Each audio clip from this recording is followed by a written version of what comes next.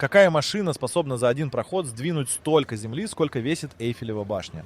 Представьте бульдозер высотой с пятиэтажный дом, который расходует топливо, как небольшой авиалайнер. Трактор с двигателем мощностью в 2000 лошадиных сил, чьи гусеницы оставляют колею шириной в 3 человеческих роста. Машину весом в 200 тонн, которая может оттолкнуть перед собой груз тяжелее 10 танков. Гиганта, чей отвал способен зачерпнуть за раз 70 кубических ярдов породы, это целый двухэтажный дом. Стальное чудовище, одна только замена гусениц которого обходится в стоимость загородного особняка. Агрегат, расход топлива которого измеряется не галлонами в час, а баррелями в смену. Машину, управлять которой можно только после года специального обучения. Монстра, чей рев заглушает взлетающий истребитель. И, наконец, технику, 1 час работы которой стоит как новый автомобиль бизнес-класса. Вы думаете, самые огромные бульдозеры работают на стройках небоскребов? Ошибаетесь. Их даже не пустят в город, они разрушат дорожное покрытие за один проход. Может, они роют каналы? Тоже нет. Большинство этих гигантов трудится там, где не ступала нога обычного человека. В карьерах на глубине в 1000 футов, в угольных разрезах посреди пустынь, на урановых рудниках за полярным кругом. Самое шокирующее, многие из этих машин настолько опасны, что их запретили использовать в нескольких странах. В 2007 в Австралии гигантский бульдозер Caterpillar D11 потерял управление на склоне карьера. Машина весом в 230 тонн набрала скорость около 40 миль в час и пронеслась через 3 уровня разработки, снося все на своем пути. Остановить ее смогли, только взорвав скалу у подножия. Ущерб превысил $12 миллионов. После этого случая в Квинсленде ввели ограничения на использование сверхтяжелой техники на уклонах больше 15 градусов. А теперь представьте, этот Caterpillar даже не входит в тройку самых больших бульдозеров в мире. Существуют машины, которые делают его похожим на детскую игрушку.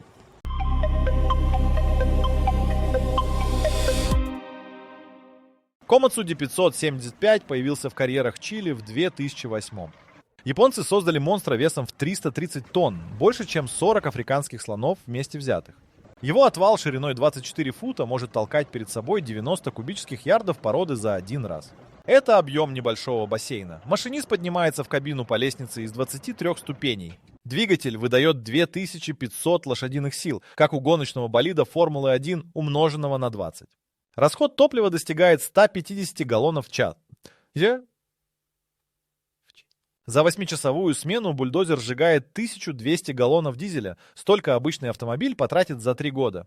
В 2011 на медном руднике Эскондида произошел инцидент. Оператор Komatsu не заметил трещину в породе. Машина провалилась передней частью в образовавшуюся воронку глубиной 20 футов. Отвал врезался в скалу с такой силой, что стальные листы толщиной в 3 дюйма смялись как бумага. Для извлечения бульдозера пришлось пригнать 2 тяжелых крана. Операция заняла 36 часов и обошлась компании в $800 тысяч. Гусеницы Komatsu весят по 22 тонны каждая. Один трак, отдельное звено гусеницы, весит 260 фунтов. Замена изношенной гусеницы требует специального оборудования и бригады из 8 человек. Работа занимает целую рабочую смену. Стоимость комплекта новых гусениц превышает $400 тысяч. Давление на грунт у этого гиганта составляет 24 фунта на квадратный дюйм. Для сравнения, у легкового автомобиля 32 фунта. Парадокс. Машина в 100 раз тяжелее давит на землю слабее благодаря огромной площади гусениц. Но асфальтовое покрытие она все равно раздавит в крошку за секунды. Бетонная дорога треснет под весом на 3-м проходе. Максимальная скорость Komatsu 7,5 миль в час. На этой скорости остановочный путь составляет 45 футов. Водитель видит пространство перед отвалом только через камеры. Прямая видимость начинается на расстоянии 30 футов от машины. В этой мертвой зоне может поместиться грузовик.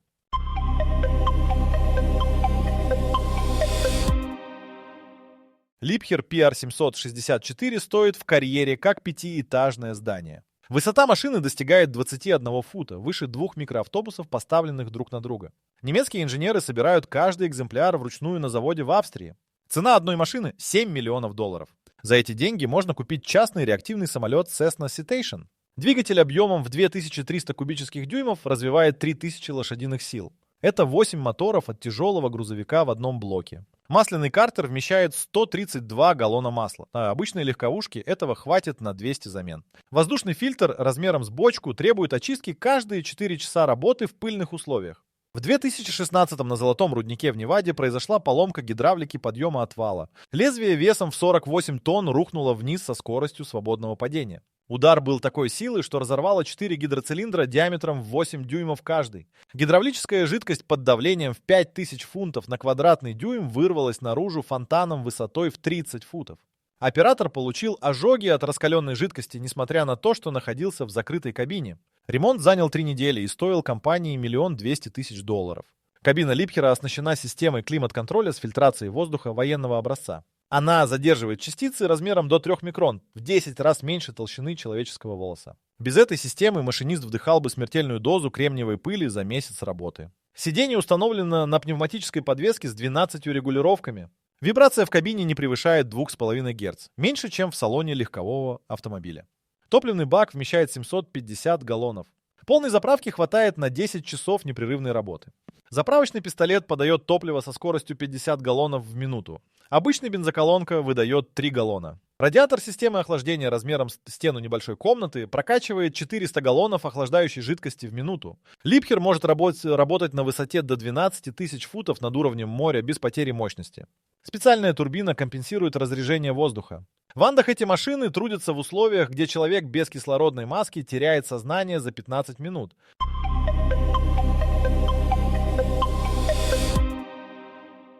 Caterpillar D11R унес жизни 23 человек за 15 лет эксплуатации. Статистика, которую компания отказывается официально признавать. 12 стран ввели строжайшие ограничения на использование этой модели после серии смертельных инцидентов. 27 марта 2009 года на угольном разрезе в Кузбассе машинист Сергей Волков потерял сознание от сердечного приступа. Бульдозер весом в 230 тонн продолжил движение без управления. Машина прошла 400 ярдов по прямой, снесла 3 бытовки, раздавила 2 легких автомобиля и врезалась в топливную цистерну. Взрыв уничтожил технику на площади в 2 акра. Погибли 5 рабочих. Волкова нашли мертвым в кабине. Он умер еще до столкновения, но система аварийного останова не сработала. Расследование выявило критический дефект конструкции. Рычаг управления не возвращается в нейтральное положение автоматически при потере давления. В отличие от всех современных бульдозеров, где отпущенный рычаг означает остановку, D11 продолжает движение. Инженеры Caterpillar объяснили это особенностями гидравлической системы высокого давления 6000 фунтов на квадратный дюйм. При такой мощности установка пружинного возврата создала бы опасную вибрацию. Тормозная система представляет отдельную угрозу. Полная остановка машины на ровной поверхности требует 75 футов при скорости 7 миль в час. На уклоне в 20 градусов тормозной путь увеличивается до 200 футов. В 2012 в Чили D11 не смог затормозить на мокром склоне карьера. Машина набрала скорость 35 миль в час и протаранила стену из взорванной породы. Удар был такой силы, что двигатель сорвало с креплений и выбросило через кабину. Оператор выжил только потому, что в последний момент выпрыгнул из машины на ходу. Он сломал обе ноги и позвоночник, но остался жив. Обзорность из кабины создает мертвую зону в 45 футов перед отвалом и 20 футов по бокам. В этом пространстве может находиться целая бригада из 6 человек, и водитель их не увидит. Система камер устанавливалась только на модели R2, выпущенной в 2010-м. Все предыдущие версии ее не имели. В Австралии в 2008-м бульдозер с задним ходом переехал легкий грузовик с 3 рабочими внутри. Водитель услышал хруст металла только через зеркала заднего вида, когда было уже поздно. Гидравлические шланги под экстремальным давлением рвутся без предупреждения. Вырвавшаяся струя жидкости пробивает кожу человека, как пуля на расстоянии до 10 футов. В 2011-м механик на руднике в Южной Африке погиб от разрыва шланга рулевого управления. Струя под давлением в 6000 фунтов прошила ему грудную клетку насквозь.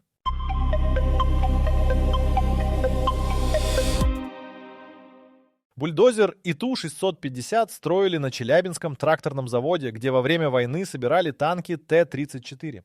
Инженеры взяли дизельный двигатель В2 от среднего танка, форсировали его до 2800 лошадиных сил и установили на гусеничное шасси весом в 280 тонн. Получился монстр, который опытные машинисты отказывались водить даже за тройную ставку. Первые 3 машины собрали в 1978 для разработки Курской магнитной аномалии. Двигатель ревел так, что в радиусе полумили невозможно было разговаривать без крика. Выхлопные газы вырывались из 4 труб диаметром в 8 дюймов, каждая с температурой 900 градусов по Фаренгейту. Стоять позади работающей машины было смертельно опасно. Поток раскаленных газов вызывал ожоги 3-й степени на расстоянии 20 футов. Коробка передач имела только 2 скорости – 1,5 мили в час и 4 мили в час. Никаких промежуточных вариантов. Переключение происходило с таким рывком, что неподготовленный оператор мог сломать ребра о рулевые рычаги. Старшему машинисту Виктору Громову из Магнитогорска выбило 3 зуба при первом переключении. После этого всех новичков заставляли надевать мотоциклетный шлем на первую неделю обучения. Система охлаждения потребляла 120 галлонов воды в час. В условиях карьера, где температура летом достигала 110 градусов, машина закипала каждые 2 часа. Приходилось останавливать работу и ждать 40 минут, пока двигатель остынет. Попытка долить воду в горячий радиатор заканчивалась взрывом пара, который срывал крышку весом в 30 фунтов на высоту в 50 футов.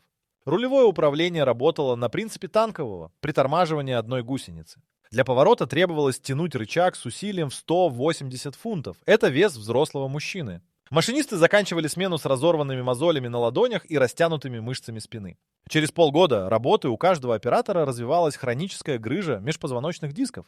Отвал шириной 26 футов не имел амортизации. При ударе о скальную породу вся энергия передавалась на раму. Сварные швы трескались после 50 часов работы.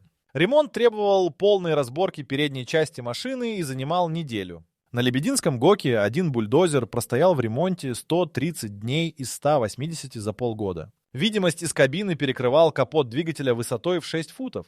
Водитель ориентировался только по меткам на земле и радиокомандам наблюдателя. В 1983-м на Михайловском ГОКе бульдозер задавил экскаватор, потому что машинист не увидел его за капотом. Ущерб составил 300 тысяч рублей. Цена 20 квартир в Москве на тот момент.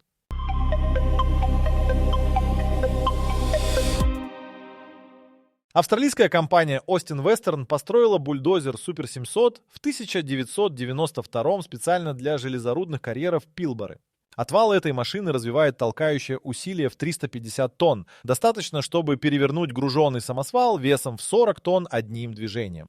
Испытания проводили на руднике Маунт Ньюмен в Западной Австралии. Инженеры поставили перед бульдозером списанный карьерный грузовик Хино весом 38 тонн. Оператор включил первую передачу и медленно подвел отвал под днище кузова. Через 20 секунд грузовик начал подниматься. Еще через 10 секунд передняя ось оторвалась от земли. На 35-й секунде 40-тонная машина перевернулась на бок с грохотом, который услышали на расстоянии в 2 мили. Гидравлическая система Super 700 работает под давлением 8000 фунтов на квадратный дюйм. Это в 2 раза выше, чем у большинства бульдозеров. 6 гидроцилиндров подъема отвала имеют диаметр в 12 дюймов каждый, толщина телефонного столба. Шток выдвигается на 8 футов и может поднять отвал весом в 52 тонны на высоту в 6 футов за 8 секунд. В 2003-м на руднике Янди произошел случай, после которого все Super 700 оснастили дополнительной защитой. Машинист Брайан Коллинс толкал породу к отвалу, когда наехал на невзорвавшийся буровой заряд. Взрыв мощностью в 200 фунтов тротила разорвал левую гусеницу и отбросил машину на 15 футов в сторону. Коллинс получил контузию и перелом ключицы от удара о стенку кабины. Бульдозер упал на бок в траншею глубиной 20 футов. Извлечение заняло 4 дня и потребовало 2 тяжелых кранов грузоподъемностью по 200 тонн каждый. Двигатель Cummins KTA-50 объемом в 3000 кубических дюймов потребляет 180 галлонов топлива за 8-часовую смену. Воздухозаборник размером с автомобильное колесо всасывает 20 тысяч кубических футов воздуха в минуту. В условиях красной пыли Пилбары фильтр забивается за 3 часа работы. Замена фильтра занимает 40 минут и требует 2 механиков. Каждая гусеница весит 28 тонн и состоит из 80 траков. Один трак стоит $2000. Полный комплект гусениц обходится в $320 тысяч. Срок службы гусениц на скальном грунте 3000 часов работы. Это 4 месяца непрерывной эксплуатации. Замена требует специального пресса усилием в 100 тонн и бригады из 10 человек. Кабина установлена на гидравлических амортизаторах с ходом в 8 дюймов. Без них вибрация разрушила бы позвоночник оператора за месяц. Система подвески потребляет 20 галлонов гидравлической жидкости и регулируется компьютером 50 раз в секунду. Датчики отслеживают малейшие колебания и корректируют давление в амортизаторах за миллисекунды.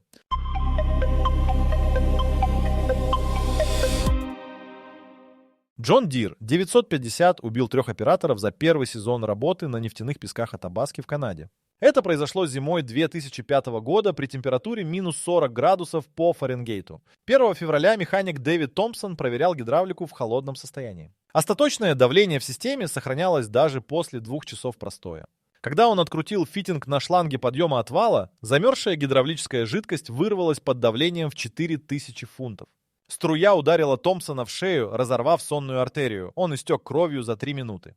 Ближайшая бригада находилась в полумиле. Услышать крик о помощи в реве работающей техники было невозможно. 19 февраля оператор Карл Хендерсон запускал двигатель после ночного простоя. Дизельное топливо загустело на морозе до консистенции геля. Система предпускового подогрева не справилась.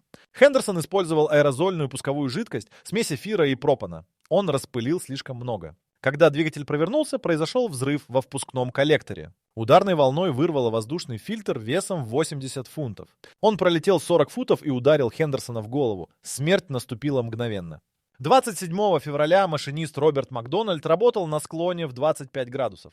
Температура воздуха была минус 38. Гидравлическая жидкость загустела и потеряла текучесть. Система рулевого управления отреагировала с задержкой в 2 секунды.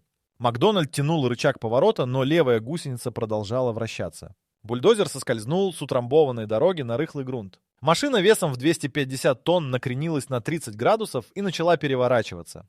Макдональд попытался выпрыгнуть, но дверь кабины заклинила от деформации рамы. Бульдозер перевернулся через левый борт и скатился по склону 120 футов. Кабину расплющило до высоты в 2 фута. Расследование выявило критический дефект конструкции для работы в экстремальном холоде. Гидравлические шланги проходили снаружи рамы без подогрева. При температуре ниже минус 30 жидкость густела настолько, что насос не мог ее прокачать. Давление в системе падало с 7000 до 2000 фунтов. Время реакции органов управления увеличивалось в 4 раза. Компания John Deere отозвала все 23 машины модели 950 со северных месторождений. Модернизация заняла 8 месяцев. Установили систему электроподогрева всех гидролиний мощностью в 16 кВт. Добавили аварийный механический тормоз, не зависящий от гидравлики. Усилили раму кабины стальными балками толщиной в 4 дюйма. Стоимость переделки одной машины составила $800 тысяч. Двигатель John Deere мощностью в 2400 лошадиных сил имел еще одну особенность. Турбина наддува раскручивалась до 120 тысяч оборотов в минуту. На морозе масло в подшипниках застывало. Запуск холодного двигателя приводил к заклиниванию турбины. Она разрушалась с энергией ручной гранаты, разбрасывая осколки на 20 футов вокруг.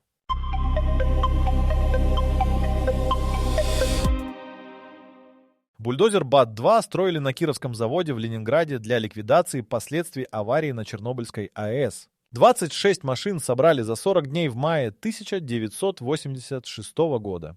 Каждая весила 310 тонн и была покрыта свинцовой обшивкой толщиной в 2 дюйма. Кабину защищал свинцовый кокон весом в 18 тонн. Стекла толщиной в 4 дюйма содержали окись свинца и поглощали 98% гамма-излучения. Система вентиляции пропускала воздух через 3 ступени фильтрации. Каждая задерживала частицы размером до 0,1 микрона. Даже в этой защите операторы работали не больше 20 минут за смену. 1 июня механик-водитель Николай Гришин первым въехал на территорию 4-го энергоблока. Дозиметр в кабине показывал 12 тысяч рентген в час. Смертельная доза за 5 минут без защиты. Гришин толкал обломки реактора, куски графита и расплавленное топливо к траншее глубиной в 40 футов. За 18 минут работы он получил дозу в 120 рентген. Годовая норма для персонала АЭС. Его сменил следующий оператор. Двигатель В-66 развивал 3200 лошадиных сил и потреблял 200 галлонов топлива в час. Выхлопные трубы выводились вверх на высоту 20 футов и оснащались водяными форсунками. Вода охлаждала газы и осаждала радиоактивную пыль, не давая ей распространяться. Система распыляла 100 галлонов воды в час. Отвал изготовили из броневой стали толщиной в 3 дюйма. Такую использовали для танков. Вес отвала достигал 60 тонн. Нижняя кромка была заточена как нож и могла резать железобетонные плиты толщиной в 2 фута. Гидравлика развивала усилие в 420 тонн, достаточно, чтобы поднять железнодорожный состав из 40 вагонов. К концу июня все 26 бульдозеров стали настолько радиоактивными, что приближаться к ним можно было только в защитном костюме. Уровень излучения от машин достигал 800 рентген в час на расстоянии 3 футов. Металл гусениц, соприкасавшийся с зараженной землей, фонил 3000 рентген. Прикосновение голой рукой означало ампутацию конечности. 17 июля бульдозер под управлением Виктора Беспалова провалился в подвал разрушенного реактора. Машина весом в 300 тонн рухнула с высоты 20 футов. Удар был такой силы, что сорвало двигатель с креплений. Беспалов получил компрессионный перелом позвоночника, но остался жив благодаря свинцовой защите кабины, которая не деформировалась. Его извлекли через 8 часов. За это время он получил дозу в 350 рентген.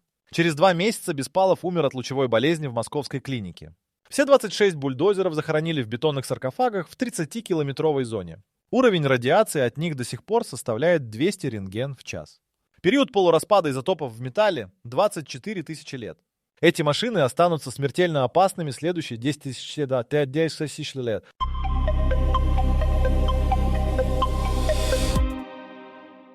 Caterpillar D11 стоит $9 миллионов с полной комплектацией. Это цена 3 истребителей Су-35 на вторичном рынке. Обучение одного оператора занимает 14 месяцев и обходится компании в $200 тысяч. Из 100 кандидатов курс заканчивают только 18. Остальные не выдерживают психологической нагрузки или не проходят медицинскую комиссию. Машина весит 380 тонн, как 6 танков «Абрамс» вместе взятых. Длина составляет 42 фута, ширина с отвалом 38 футов. Высота до верхней точки выхлопной трубы 26 футов. Это высота трехэтажного здания. Бульдозер не помещается ни на одной дороге общего пользования. Транспортировка требует разборки на 18 частей и специального разрешения от властей. Двигатель Caterpillar 3.5.1.2 объемом в 5200 кубических дюймов развивает 3850 лошадиных сил. Крутящий момент достигает 19 тысяч фунтов при 1200 оборотах в минуту. Коленчатый вал весит 2400 фунтов, больше тонны. Один поршень весит 180 фунтов, шатун 320 фунтов. Замена одного цилиндра требует полной разборки двигателя и занимает 5 дней. Отвал развивает толкающее усилие в 530 тонн. Это вес полностью загруженного пассажирского самолета Boeing 747. Гидравлические цилиндры подъема имеют диаметр в 16 дюймов. Шток выдвигается на 12 футов под давлением в 10 тысяч фунтов на квадратный дюйм. Разрыв такого цилиндра высвобождает энергию, эквивалентную взрыву 50 фунтов тротила. В 2017-м на медном руднике Эскондидо в Чили произошел инцидент, который заставил пересмотреть все протоколы безопасности.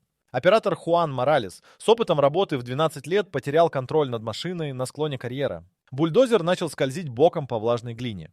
Моралес пытался выровнять траекторию, но гусеницы не держали сцепления.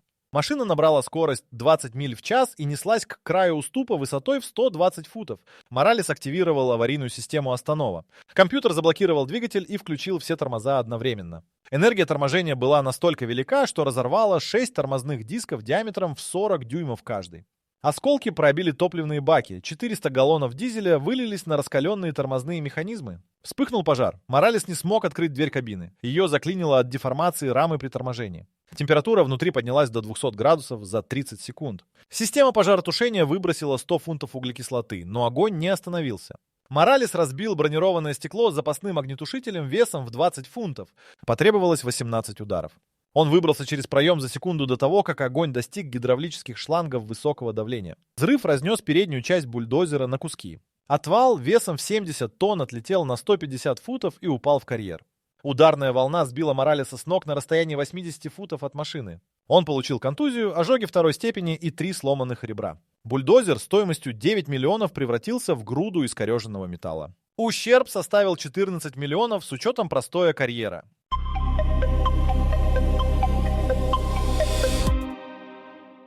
Komatsu D575 A3SD остается самым большим серийным бульдозером в мире. Машина весит 420 тонн, больше, чем космический шаттл без топлива. Длина с рыхлителем достигает 54 футов. Это длина полуприцепа фуры. Ширина отвала 24 фута 6 дюймов. Высота до верхней точки кабины 16 футов 3 дюйма. Двигатель Komatsu SA-18 развивает 1150 лошадиных сил и работает в паре с электрической трансмиссией мощностью в 800 киловатт. Это единственный бульдозер с гибридной силовой установкой. Дизельный мотор вращает генератор, который питает 4 электродвигателя на гусеницах. Система рекуперации возвращает энергию торможения обратно в батареи емкостью в 200 киловатт-часов. Это в 2 раза больше, чем у электромобиля Tesla Model X. Отвал вмещает 96 кубических ярдов материала и весит 89 тонн. Толкающее усилие достигает 600 тонн. В 2019-м на угольном разрезе Хантер-Вэлли в Австралии провели испытания. Перед бульдозером установили стальной куб весом в 300 тонн, списанный корпус шагающего экскаватора. Komatsu сдвинул его с места за 8 секунд и протолкнул 50 ярдов за 2 минуты. Гусеницы шириной 7 футов 2 дюйма создают давление на грунт всего 14 фунтов на квадратный дюйм. Это меньше, чем у человека весом в 200 фунтов. Машина в 420 тонн может ехать по болоту, где увязнет легковой автомобиль. Каждая гусеница весит 38 тонн и состоит из 96 траков. Замена обходится в $480 тысяч за комплект. В 2021 специалисты НАСА приехали на рудник Бингем-Каньон в Юте изучать Комацу для проектирования лунных землеройных машин. Инженеров поразила не мощность, а система автоматического управления. Бульдозер оснащен лазерными сканерами, которые строят трехмерную карту местности с точностью до 1 дюйма. Компьютер контролирует положение отвала относительно заданного уровня с погрешностью в полдюйма на расстоянии в 100 футов. Оператор задает параметры, а машина выполняет работу самостоятельно. Стоимость одного Komatsu D575 A3SD составляет $11 миллионов. Час работы обходится в $3200 с учетом топлива, амортизации и зарплаты оператора. За 8-часовую смену машина перемещает 28 тысяч кубических ярдов породы. Это объем 12 олимпийских бассейнов. Один бульдозер заменяет работу 70 обычных машин. Какая машина способна сдвинуть столько земли, сколько весит Эйфелева башня? Komatsu D575 делает это за 16 часов непрерывной работы. Башня весит 10 100 тонн. Бульдозер толкает 600 тонн за проход длиной в 100 ярдов. 17 проходов, и железная леди переехала на новое место. Машина, которая сдвигает горы, существует. Она работает прямо сейчас в карьерах на 6 континентах. Ее размеры продолжают расти.